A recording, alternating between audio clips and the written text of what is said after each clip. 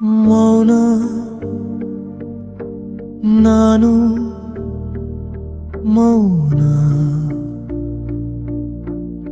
ಪದೇ ಪದೇ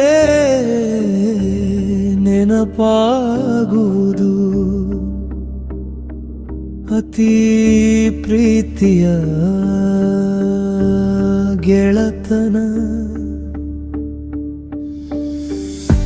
ಅತಿ ಹಚ್ಚಿಕೊಂಡರೆ ಅದುವೇ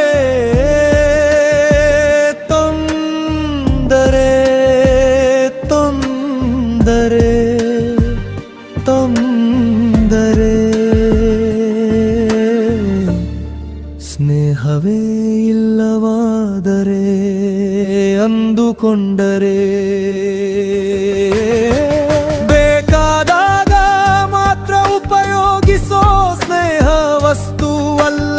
ಸ್ನೇಹದ ಹೆಸರಲ್ಲಿ ಮೋಸ ಮಾಡಲು ಸಾಧ್ಯವಿಲ್ಲ. ಆದರೂ ನಾನು ಮೌನ.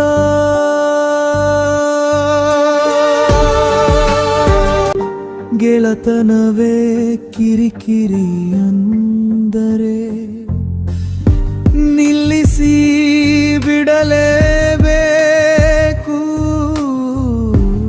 ಈ ತೊಂದರೆ ಇನ್ನು ನಾನು ಮೌನ. ಮಾತನಾಡದ ಮಾತು ಮಾತಾಡಬಾರದಂದ್ರೆ